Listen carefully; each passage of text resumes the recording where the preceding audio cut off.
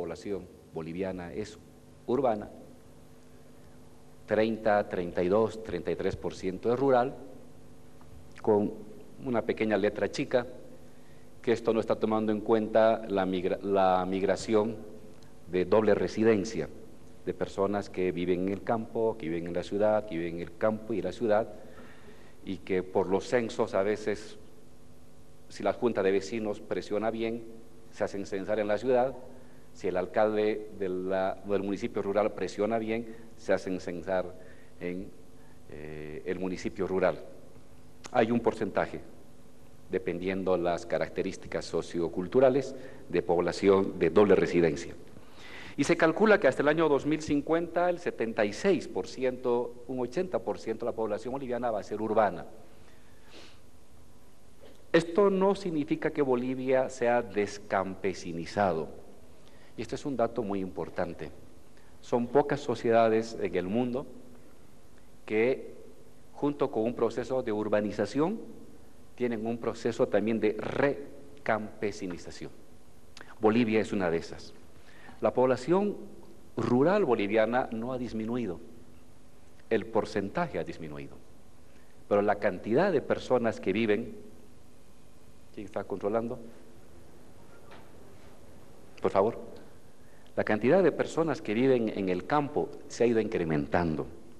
Desde los años 50, de 1.900.000 personas, al censo del año 2001, que eran 3.100.000, censo del 2012, 3.271.000, y calculamos por la proyección para 2018, en el campo estarían viviendo 3.400.000. Mientras que en el resto de países de América Latina la gente del campo migra y abandona el campo y hay un proceso real, absoluto, de descampesinización, en Bolivia hay un proceso gradual, leve de recampesinización. Este es un dato muy importante, porque rompe la lógica de los esquemas respecto a países que se vuelven urbanas y que dejan de ser agrarias. Bolivia se está urbanizando, pero también mantiene una fuerte presencia agraria. Digámoslo así, la gradiente del crecimiento de la población urbana es un 35 grados de gradiente, en tanto que el crecimiento de la población rural, una gradiente de 6, 8 grados. La población urbana crece más rápido que la población rural. Pero la población rural no decrece. Este es un dato a tomar en cuenta. Al concentrar casi el 70% de la población en las ciudades, esto genera un conjunto de demandas, de requerimientos y de servicios. Pase, por favor. Cobertura de agua. La demanda de cobertura es creciente. El año 2005 había cerca de 5.500.000 personas con cobertura de agua, ahora hay cerca de 7 millones de personas con cobertura de agua, pero aún el porcentaje se mantiene en torno al 89-90%. Nuevo 10% de personas que han migrado o que han nacido en las ciudades demandan mayor cobertura de agua. Cobertura de saneamiento mejorado. Aunque igualmente el número en los últimos 7 años se ha duplicado la cantidad de personas que tienen cobertura de saneamiento, igual el porcentaje de población que tiene el saneamiento bordea el 78, 79, 80%, restando un 20% de personas que demandan y exigen como parte de su derecho el acceso a saneamiento. En el tema de energía, las ciudades han casi completado la tarea de garantizar acceso a la energía eléctrica. En los años 95, cerca del 92% de la población que vivía en la ciudad tenía acceso a la luz eléctrica. Hoy un 99.4% tiene acceso a la luz eléctrica y seguramente esta cantidad de personas nuevas que van ocupando los barrios periféricos de las ciudades donde aún no hay servicios básicos, mantendrá esta cifra entre un 0,5, 0,3% de personas que aún demandan el acceso a energía eléctrica. Una de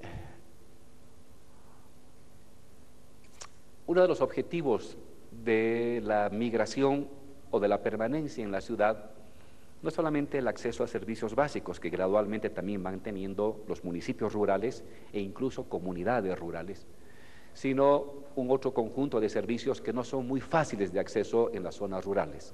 Uno de ellos es la educación.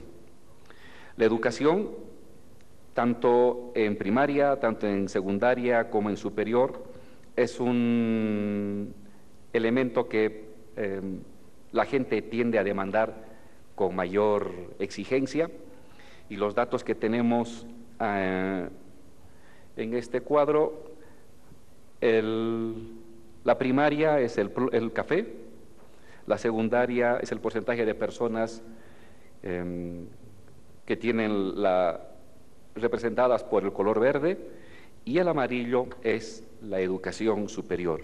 Como ustedes ven, el crecimiento en la última década de personas que demandan el acceso a educación superior se ha incrementado, en tanto que el acceso a secundaria también se ha incrementado, pero aún si nos colocamos en relación al promedio latinoamericano de personas que acceden a educación superior, es bajo. Hemos pasado del 32 al 37%, pero en promedio el acceso a educación superior entre las personas que tienen entre 18 y 30, 35 años en el resto del continente bordea el 45 al 47%, que tendría que ser necesariamente una meta también de los bolivianos. Este es un cuadro, el siguiente es un cuadro del acceso a la vivienda. El acceso a la vivienda es también otra de las necesidades importantes. Buena parte de la población urbana vive de alquiler, y especialmente las clases medias, profesionales, que tienen un trabajo relativamente seguro o un trabajo intermitente y no logran acceder a crédito o acceder a ahorro para tener una vivienda propia, o la cantidad de dinero que se requiere para ello es muy elevada, y entonces tienen que estar con viviendas de alquiler.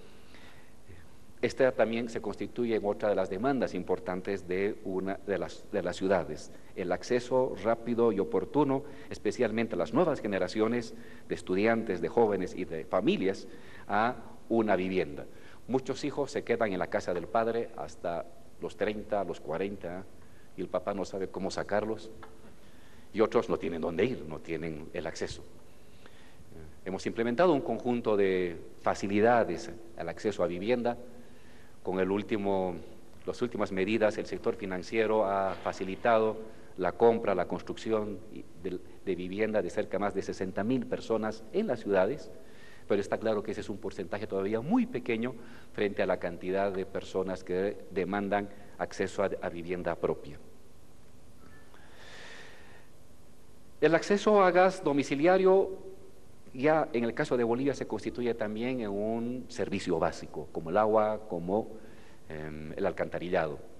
Hemos avanzado de un 4% de personas en Bolivia que tenían acceso a gas domiciliario en las ciudades a un 34% de la población. Es casi un poco más de la tercera parte, sigue siendo baja, pero hay un crecimiento notable, y la política es de que en los siguientes años, ojalá hasta el 2025, esta cifra pueda duplicarse y un poco más, de tal manera que más del 70% o el 80% de las personas que viven en ciudades puedan tener el acceso a su gas domiciliario por tubería. El siguiente cuadro tiene que ver con requerimientos de pavimento o enlosetado.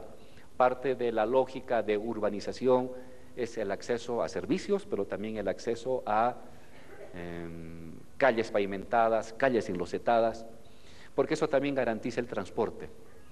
Cuando la calle está enlosetada, cuando la calle está pavimentada, el transporte es mucho más fácil. No siempre será de calidad, pero es mucho más fácil y se vuelve mucho más accesible. El tema de salud. Porcentaje de la población urbana que accede a un servicio de salud. Tenemos ahora el servicio de salud para los niños, que es gratuito. Tenemos el servicio de salud para las personas que tienen más de 60 años, Y en el intermedio, que es la mayor cantidad de personas, solamente un porcentaje pequeño tiene el acceso a la caja y encima de muy mal servicio. A algunos municipios, como es el caso de Chuquisaca, no sé si también creo que La Paz, el de Tarija, han permitido que personas entre los 5 y los 50 años puedan acceder a ciertos servicios básicos de salud gratuitos. Ese es un gran avance, pero está claro que eso requiere también un impulso muy fuerte para garantizar este derecho, no solamente en las ciudades, sino también del campo. A estas fechas, entre el 37 y el 38% de las personas que viven en las ciudades tienen un acceso a la salud, en tanto que el restante 62%, 63% no está pudiendo acceder a ese servicio de salud, que es justamente uno de los temas que tiene que ser abordado el siguiente año mediante la implementación general, campo y ciudad, de un servicio de salud gratuito que comenzará con una cantidad importante y las más urgentes de enfermedades a ser tratadas, y en los siguientes años irá abarcando la totalidad de las necesidades de servicios de atención de salud.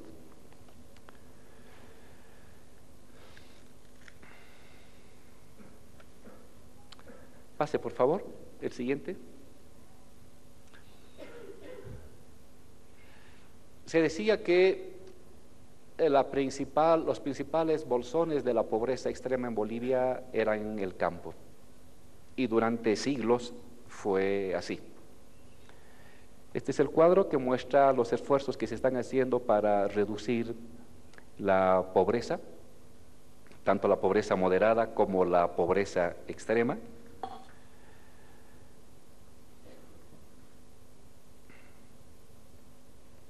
No está aquí desagregado entre ciudad y campo. En todo caso, la pobreza moderada ha caído del 60% hace 10, 12 años atrás a un 36%, aún es elevada, y la pobreza extrema de un 37, 38% a un 17%. Aún hay una gran cantidad de hermanos, de ciudadanos bolivianos que están en extrema pobreza. Sin embargo, en términos del continente y creo que del mundo, la gradiente de reducción de la pobreza en Bolivia es un récord mundial, y si mantenemos ese esfuerzo de esa reducción abrupta de la pobreza, quisiéramos llegar al 2025 con pobreza de un solo dígito, 6, 7% de extrema pobreza, que aún así dejaría pendiente una tarea para las siguientes generaciones. Parte de esta pobreza extrema y de pobreza moderada se ubica en las ciudades. No tengo aquí el dato, no tengo la cifra exacta, pero por lo que recuerdo vagamente cuando revisamos justamente con Mauricio años atrás las cifras de reducción de la pobreza, buena parte también de la extrema pobreza está ubicada en ciudades. Y los ejemplos que hemos visto en la televisión, dramáticos, de personas, de familias que sufren enfermedad o que muere el niño, por lo general son personas que carecen de algún tipo de vínculo o de estructura social de comunidad urbana. Son personas que han migrado mucho tiempo, que han llegado a la ciudad, no han logrado crear estructuras ni redes de seguridad social, que es las estructuras comunitarias, urbanas y rurales, y entonces son personas que ante la falta de estos vínculos sociales carecen de lazos, carecen de vínculos, no tienen apoyos económicos, no tienen apoyos crediticios y rápidamente caen en condición de extrema pobreza y de abandono.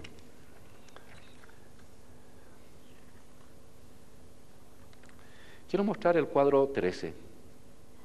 Este es el cuadro que representa más o menos en términos de consumo, no de condición social, ni de ideología, ni de ocupación, sino representa en términos de consumo la composición social boliviana. El cuadro de la izquierda es la pirámide clásica de las personas que están arriba, personas de ingresos altos. La parte del medio, las personas de condiciones medias, y la parte de abajo las personas de ingresos básicos. Esta pirámide que la heredamos hasta el 2005 se ha convertido en un pentágono, donde la parte del centro, personas de ingresos medios, se ha incrementado notablemente, casi se ha duplicado en la última década. Las personas de ingresos altos ha aumentado y las personas de ingresos bajos se ha achicado. Entonces, de la clásica pirámide hemos pasado a un pentágono. Y esa tiene que ser la tendencia. A medida que se desarrolla un país, tiende a convertirse, entre comillas, en un país de clases medias, en términos de consumo, no en términos ni de oficio, ni condición social, ni de clase social. Sin embargo, no hay que dejarse engañar con la figura del pentágono, porque al interior del centro, digámoslo así, de la barriga, la parte que ha crecido más, hay que diferenciar las personas que ya forman parte de una clase media relativamente estable, que viene una o dos generaciones en ese lugar, y la parte de lo que hemos denominado sociológicamente la nueva clase media, la clase media de origen popular. Son personas que provienen de familias campesinas, provienen de familias migrantes, provienen de familias trabajadoras, asalariadas, del magisterio, o mineros, o fabriles, o comerciantes, y que han permitido o acumular un poco de dinero para acceder a una vivienda propia, mandar al hijo a la universidad, involucrar al resto de las personas en el negocio familiar o en un empleo mucho más estable. Hay un pedazo entonces de la nueva clase, de la clase media, la tradicional y la nueva clase media. Hablo de la nueva clase media porque al interior de esa clase media fundamentalmente hay igualmente dos sectores. Uno estable, que ha logrado estabilizarse, pero la otra muy inestable, en riesgo de caer nuevamente al sector de ingresos bajos, porque no le fue bien el negocio, porque no encontró el hijo trabajo en algún oficio al que le dedicó 4 o 5 años en la universidad, o una mala inversión, en fin. Entonces, este sector de clase media es un sector muy dinámico, muy flexible, cada vez más grande, pero también cada vez con más problemas, y ese es un sector que vive la mayor parte en la ciudad. Hay también clases medias emergentes en el campo, un transportista exitoso, un vendedor de tomates o de papa que le ha ido bien, que ha ido bien en las cosechas, o que acumula algo de dinero produciendo un poco de soya, en fin. Pero la mayor parte de esta nueva clase media de origen popular vive en la ciudad. Y esto es una ventaja y es un reto para las personas que se ocupan de las políticas públicas a nivel urbano. Pase, por favor. Quiero detenerme en estos dos últimos cuadros. Dadas estas características de incremento creciente, de incremento permanente del número de personas que viven en la ciudad, ¿cuáles son los principales problemas que hemos detectado, que creemos que demanda esta creciente población? Por supuesto, los servicios básicos. Si bien tienen ya cobertura entre el 70, en el peor de los casos, saneamiento básico, o un 80 o un 90% otros servicios básicos, la demanda de servicios básicos sigue siendo una necesidad. Y los municipios y los ministerios y las gobernaciones están en la obligación de seguir invirtiendo en ámbitos de servicios básicos que muchas veces pueden mostrarse vulnerables. La escasez de agua de La Paz hace 2 años atrás, pero que también la vivió Potosí, pero también la vivió Sucre, que la vivió Cochabamba, muestran que si bien las ciudades están garantizando más del 90% de acceso al agua potable, pueden enfrentar problemas debido a estas características funestas del cambio climático. Unos dicen que son características funestas que se repiten cíclicamente, cada 30 o cada 60 años, pero en la repetición viene un incremento de esas repeticiones y de esas afecciones. Uno no puede contentarse con las reservas de agua que tenía antes, tiene que pensar que el siguiente año o el subsiguiente año puede haber un efecto climático que convierta las reservas de agua y el abastecimiento que se movía al borde en una crisis. Y esa es una lección que tienen que sacar gobernadores, alcaldes, concejales y también, por supuesto, el gobierno nacional. El tema de servicios básicos va a seguir siendo un tema muy importante en el conjunto de las políticas públicas que debemos seguir desplegando en el ámbito urbano. Agua potable, alcantarillado, pavimento, gas, residuos sólidos. Ya las grandes ciudades están generando problemas de bombas de tiempo en el ámbito medioambiental, porque cuando eran ciudades pequeñas, de 100.000, 200.000, 300.000 personas, la tensión de residuos sólidos en botaderos era más o menos tolerable. Poblaciones de 1 millón de personas, o ya de 700.000 personas, ya no pueden ser resueltas en sus necesidades de residuos sólidos mediante botaderos. Hay que dar un salto cualitativo, eso requiere grandes inversiones, mayores planificaciones. Una ciudad sola ya no puede, hay que ver el ámbito metropolitano para articular las ciudades que están cerca, Cochabamba, Quillacollo, Sacaba, Colcapirua, en fin, Santa Cruz, en caso de Santa Cruz, con Guarnes, con Montero, en fin, hay ciudades, las ciudades más grandes, La Paz el Alto, que están obligados a pensar de manera metropolitana para enfrentar las demandas de servicios básicos, porque muchas veces la población duerme en una ciudad y trabaja en otra. Población de Montero se regresa en la noche para dormir, pero trabaja muchos de ellos en la ciudad. Población de La Paz, algunos van al Alto, otros del Alto van a la ciudad de La Paz, y entonces una mirada integral que articule grandes espacios, cuencas y espacios demográficos, no tanto nombres de ciudad, es una obligación para los planificadores urbanos en los siguientes años. Otro de los requerimientos de la ciudad y es la demanda de ascenso social. Cada madre y cada padre hace el esfuerzo que sea necesario para que su hijo tenga un título. La demanda de acceso a educación o educación técnica, que es la que ahora es más rentable, es más redituable, es la que más rápidamente produce ingresos, o la educación académica universitaria. Se ha incrementado el número de personas que se inscriben en las universidades, pero el número de personas que egresan aún es muy reducido. Cuando yo daba clases en la universidad, 1 de cada 10 jóvenes que se inscribían terminaba la universidad. Ahora creo que es 1.5% de personas que terminan la universidad, igual sigue siendo un porcentaje muy bajo, y hay cada vez una mayor demanda de educación superior.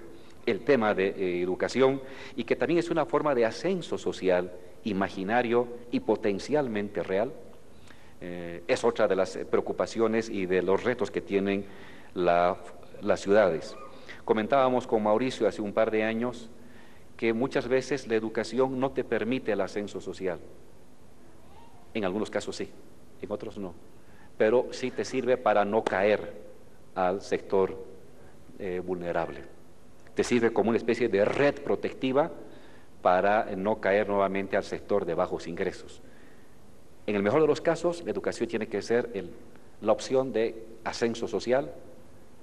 En el peor de los casos, la educación tiene que servir como una red que protege para que no caigas en los niveles de pobreza. Ciudad y seguridad ciudadana. Ciudad es un lugar de concentración de personas, donde se concentran las personas, también se concentra la riqueza. Cerca, poco más del 50% de la riqueza de Bolivia se genera en las ciudades. Y al concentrarse población y riqueza, entonces también se concentra y se intensifica las personas que quieren aprovecharse delincuencialmente de esa riqueza. Es decir, hay un avance casi paralelo de urbanización, aumento de la riqueza, debilitamiento de los lazos societales de control moral y incremento de personas que evaden la justicia, evaden la ley, evaden las normas para acceder de manera rápida a las riquezas concentradas. Por lo tanto, el tema de seguridad ciudadana se convierte y seguirá siendo a lo largo de las siguientes décadas un tema prioritario, que no es solamente un tema evidentemente policial ni judicial. La mirada excesivamente policíaca de la seguridad ciudadana es un error, ¿no? Hay que hacerlo, hay que incrementar equipos, hay que incrementar policía, hay que incrementar cámaras que filman todo, hay que tener equipos de reacción rápida, hay que tener sistemas de alerta temprana, hay que tener SWATs que vayan a romperle la puerta a algún delincuente cuando esté en algún lugar, en fin. Pero eso requiere otro tipo también de cosas. Veamos simplemente nuestra experiencia en el campo. ¿Por qué no se necesita en muchos lugares del campo una policía? Solamente en casos extremos. Porque hay un tipo de control social y moral.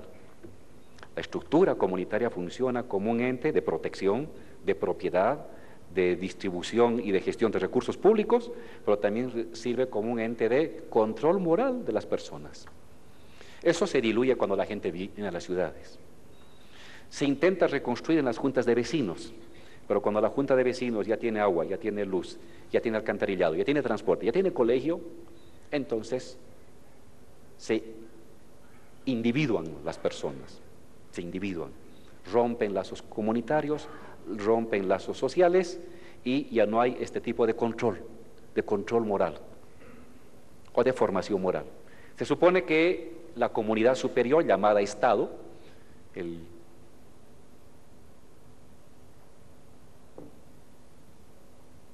la comunidad ilusoria de la que hablaba Marx, tiene la obligación de crear mecanismos de control moral.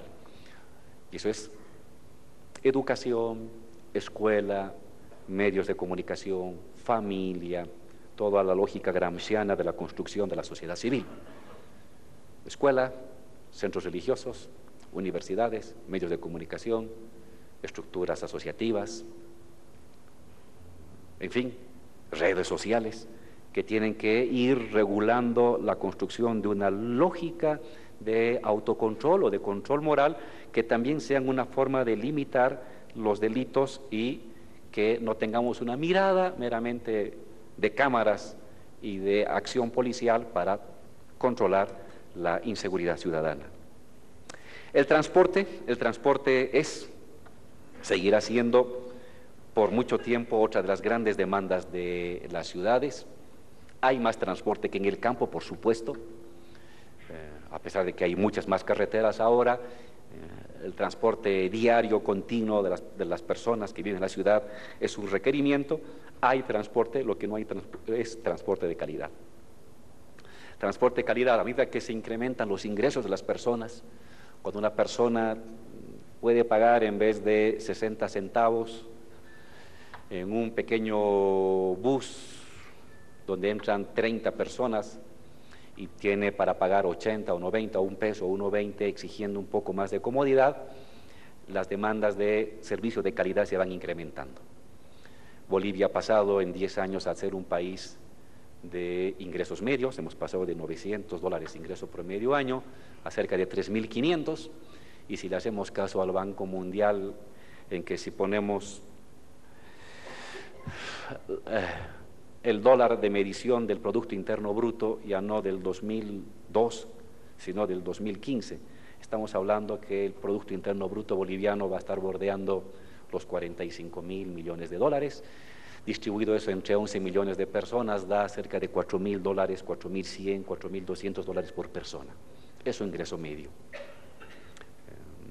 No estamos contentos, pero ya hemos pasado de los $1.000 de ingreso promedio, y por lo tanto la demanda de mejores servicios, tanto en salud, tanto en transporte, como en educación, va a ser una necesidad creciente. Hay transporte, hay, pero falta calidad. Hay salud, poca y de mala calidad, tiene que haber mayor salud y de mayor calidad. Hay educación, sí, pero tiene que mejorar la calidad. Hay servicios básicos, sí, aún no se ha completado el 100%, pero también tiene que mejorar la calidad. El tema de la calidad se va convirtiendo en una necesidad gradual de la gestión de los municipios, del gobierno nacional y de los gobiernos municipales.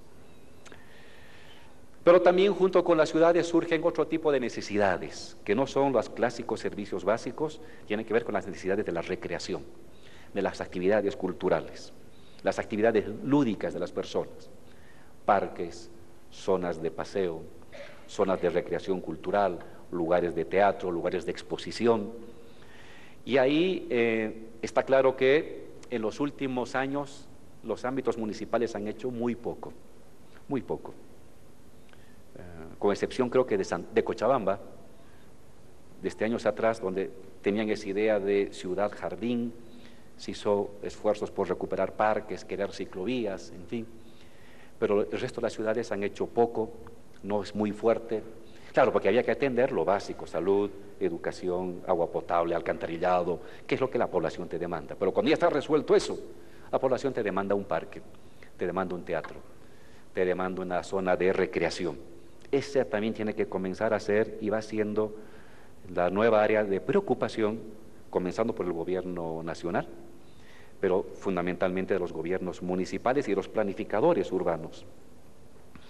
Y está claro que la principal preocupación, incluso para mucha gente por encima de los servicios básicos, es el empleo. Es el empleo. Un joven de 17 años que va a salir del colegio ahora, se pregunta, ¿y ahora qué voy a hacer? Algunos tendrán el apoyo de la familia para entrar a la U, otros no tendrán el apoyo de la familia y dirán, trabajaré en algo y estudiaré una informática o mecatrónica o software. Y otros, sencillamente, acabando el colegio, tienen que trabajar. El tema del empleo es un tema central de la juventud, es un tema central de la vida urbana y es un tema que lo estamos abordando con la mayor seriedad posible, aunque no es suficiente y hay que abordarlo con mayor seriedad y preocupación, tanto del sector municipal, departamental y en particular el nacional. Hay dos cosas para abordar el tema del empleo, el estructural. Un país que crezca. No puede haber empleo en un país que decrece. ¿De qué tipo de más bien? Hay que preservar el poco empleo que había cuando un país, en vez de aumentar su riqueza, retrocede en su riqueza. Bolivia ha tenido la virtud de esta última década de crecer en promedio 5%. Somos el país que más crece en todo el vecindario. Y está planificado que este crecimiento se mantenga por lo menos una década más. Está fuertemente vinculado a la lucha contra la pobreza, creación de mercado interno y brazos de exportación y procesamiento de ciertas materias primas y de valor agregado a ciertas materias primas. Pero la demanda igualmente está presente. Entonces, primera clave para responder al empleo de la juventud es que la economía crezca. Es imposible pensar en empleo si no crece la economía. Una vez resuelto el tema de la economía, mínimo 5%, mejor si 6, mejor si 7, pero mínimo un 5% para adelante. Hay que ver la creación de oportunidades de parte de los gestores de empleo, de los emprendedores.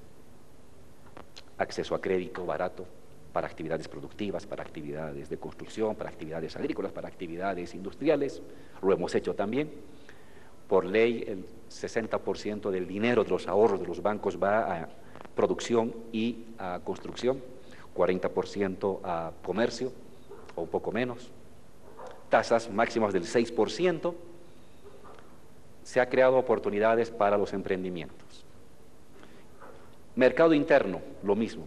El mercado interno ha sido la clave del crecimiento boliviano en tiempos de precios de los minerales bajos y del petróleo bajo. Mientras que el vecindario creció al 1% cuando cayó el precio del petróleo, de la soya, del cobre, del estaño, de la plata, Bolivia siguió creciendo al 4.2, al 4.5%, por la ampliación del mercado interno. Entonces, lo estructural está hecho y hay que preservarlo. Crecimiento económico, acceso a créditos baratos y oportunos, ampliación del mercado interno. Pero no es suficiente, no es suficiente. Hay que ayudar a la juventud en el acceso a sus primeros empleos. Una oportunidad necesita el joven, una oportunidad para mostrar su capacidad, su habilidad, su fortaleza cognitiva y laboral. Hemos implementado como gobierno un pequeño plan de Mi Primer Empleo, muy exitoso, a cargo del Ministerio de Planificación, pero está claro que no es suficiente y que municipios, gobernaciones y el gobierno nacional tienen que duplicar o triplicar los esfuerzos para dar al joven este pie de gato, como decimos acá, este apoyo inicial donde poner el pie para mostrar al empresario, a la familia, al transportista, al comerciante, de que es capaz, de que tiene voluntad, de que tiene esa decisión de mostrar que es un buen trabajador o que puede salir adelante. Y eso es algo que es una de las tareas. Esa tarea nos las han dejado fundamentalmente al gobierno nacional. No debería ser así. Es una tarea que también deberían emprender el sector, los gobiernos subnacionales, municipios y gobernaciones, porque este es el mayor requerimiento de la juventud. Hablar de la juventud hoy es empleo. Trabajar en favor de la juventud es básicamente empleo. Preocuparse por la juventud es decirle, aquí tienes una opción, aprovéchala, si la haces mal, te irá mal en los siguientes meses y años. Si lo haces bien, tendrás la oportunidad de tener un empleo o combinar empleo con trabajo o solamente empleo con estudio o solamente empleo, pero tendrás ya un punto de partida para mejorar tu condición de vida y prepararte para crear las condiciones básicas de tu salida de la casa, de tu formación de la familia, en fin. Quiero detenerme en un último elemento de las formas organizativas. Este ya tiene una connotación más demográfica, política. La sociedad boliviana a lo largo de muchos años seguirá siendo una sociedad altamente organizada. Es decir, en Bolivia se es ciudadano si se pertenece a una estructura organizativa. Es lo que llamamos en sociología la ciudadanía sindical. ¿Quieres tener educación? ¿Tienes junta de vecinos? Entonces puedes tener educación. Porque reclamas, te organizas, demandas, marchas a la alcaldía, le pides al presidente, tienes tu escuela. ¿Quieres tener gas? ¿Tienes junta de vecinos? ¿Tienes comunidad? ¿Tienes sindicato? Es decir, la ciudadanía en Bolivia siempre ha sido una ciudadanía asociada y vinculada a algún tipo de gremio, de comunidad, de asociatividad. Y eso es algo que lo heredamos desde nuestros antepasados, desde que antes que llegaran los colonizadores, y se ha mantenido. ¿Qué es lo nuevo que está pasando en la ciudad? Que hay una población, todavía no mayoritaria, pero creciente, de sectores clase media ascendente, que no tienen comunidad agraria, no tienen sindicato, no necesitan la junta de vecinos porque tienen agua, tienen luz, tienen alcantarillado, tienen transporte.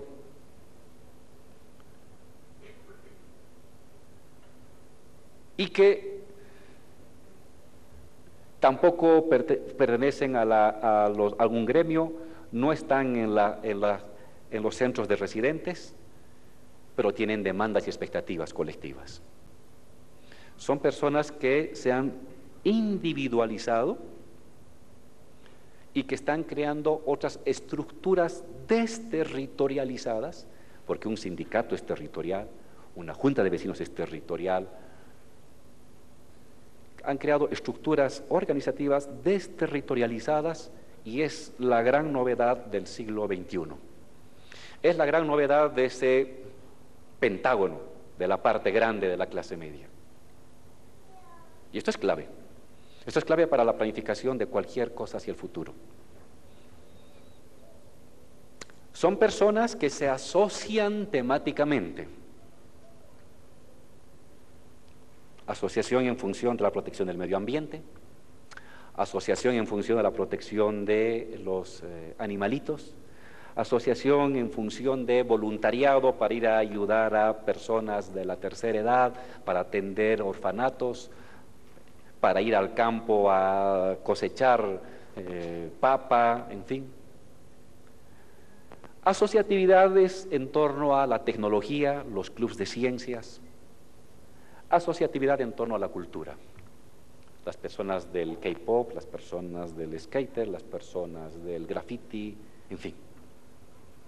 No pertenecen a juntas de vecinos, no pertenecen a gremios, no pertenecen a sindicatos, pero pertenecen a un nuevo tipo de estructura asociativa. Nueva. Y muchas de ellas redes asociativas virtuales, como el WhatsApp. El WhatsApp es una forma de comunidad virtual, desterritorializada y que crea afinidades. A veces afinidades políticas, afinidades temáticas, afinidades que reconstruyen a los que estaban en la promoción, o que reconstruyen a los que estaban en la universidad, o los que estuvieron en el viaje, o los que les interesa el tema de la tecnología o la música. Se están creando un conjunto de estructuras de afinidades reales y virtuales. Buena parte de las clases medias están ahí, y de los sectores populares. Pero los sectores populares jóvenes cabalgan los dos mundos: el mundo de la pertenencia al sindicato, de la pertenencia a la junta de vecinos, pero también de la pertenencia a otro tipo de realidad o de asociatividad desterritorializada, temática o virtual. Y la clase media emergente, de origen popular, cada vez menos a la asociatividad territorial y cada vez más a la asociatividad temática y a la asociatividad virtual. Eso modifica las formas de conocer, eso modifica las apetencias, usando el concepto de Gramsci, modifica el sentido común y las formas de construir el sentido común. Y la forma entonces de cómo este sector mira al país, mira al alcalde, mira al gobernador, mira al gobierno, mira a las autoridades, mira a los profesionales. Es una revolución cognitiva en las clases medias. Silenciosa, pero cada vez mucho más profunda. Es parte de la construcción de las ciudades. Se están construyendo las ciudades de esta manera. Se están construyendo asociatividades, se están construyendo sentidos comunes, se están construyendo fuerzas y vínculos colectivos, se están construyendo demandas de esta manera, y los planificadores urbanos no pueden menospreciar la fuerza de esta revolución cognitiva y transformación del sentido común urbano, especialmente en la última década. Hay un último elemento que el antropólogo Apadurian le llama la dividuación. La dividuación es otro fenómeno urbano y cada vez mayor. La dividuación, no la individualización, sino la dividuación, es la manera en cómo los algoritmos tratan a las personas como meras bolsas o soportes de datos de información. Cuando uno entra al internet, entra a ver unos libros, entra a ver un video, pues todo eso genera una estela, una huella. Y hay algoritmos de Google o de Amazon o de las empresas que jalan esos algoritmos, establecen afinidades y los utilizan para mandar mensajes, para insinuar cosas, para intercomunicar, en fin. Eso es un hecho de los algoritmos, no es un tema planificado ya por el cerebro, un cerebro personal. Es una función automática de algoritmos. Pues este también es un fenómeno nuevo. Los procesos de dividuación, en la que las personas dejan ser de personas de carne y hueso con expectativas y se convierten en una bolsa de datos comunicable o manipulable. El uso delincuencial de esto es grave. Hay también los usos políticos, hay los usos ideológicos, hay los usos religiosos, en fin. Esto constituye también un nuevo fenómeno de la urbanización y de la construcción de las ciudades, frente a los cuales los gestores de políticas públicas estamos apenas conociendo y estamos absortos frente a lo que la magnitud de este tipo de transformaciones. Está claro que las ciudades van a seguir siendo espacios sociales de las antiguas demandas estructurales,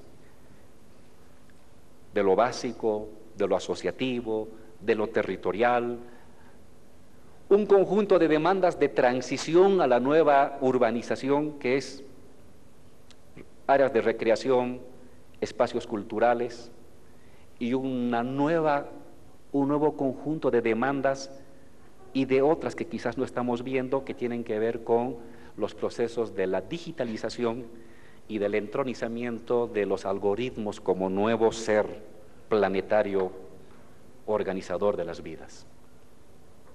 Algunos dicen que es el nuevo Dios, entre comillas. Complicado. Viejas demandas, demandas en transición y nuevas demandas que complejizan la vida urbana, la vida en las ciudades. Y no estamos hablando de algo que va a suceder de aquí a 30 años, ya lo estamos viviendo. Esto ya lo estamos viviendo.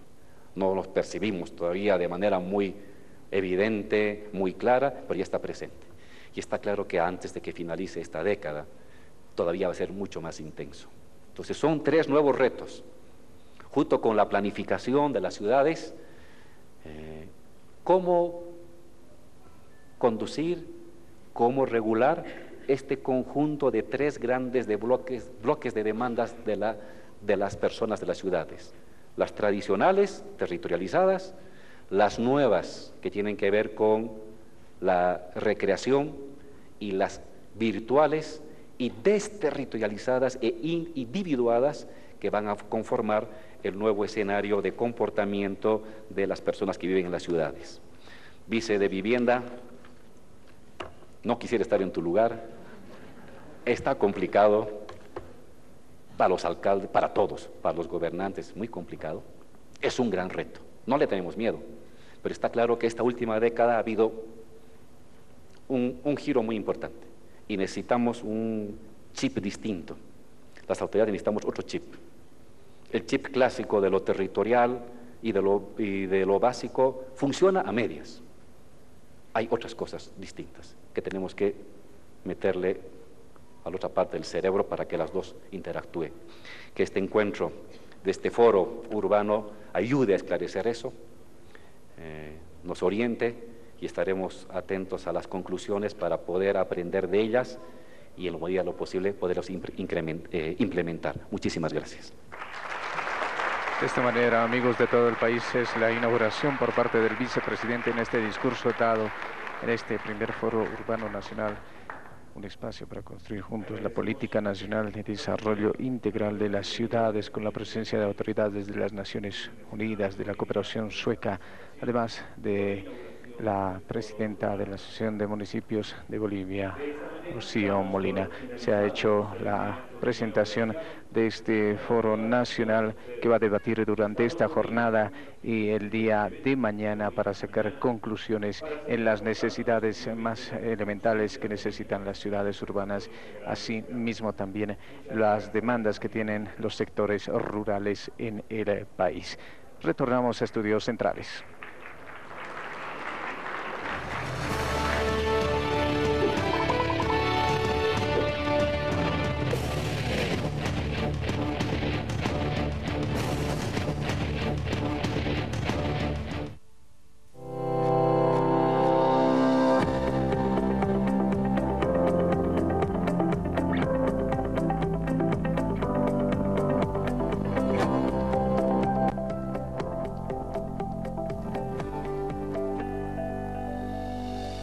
Bolivia TV.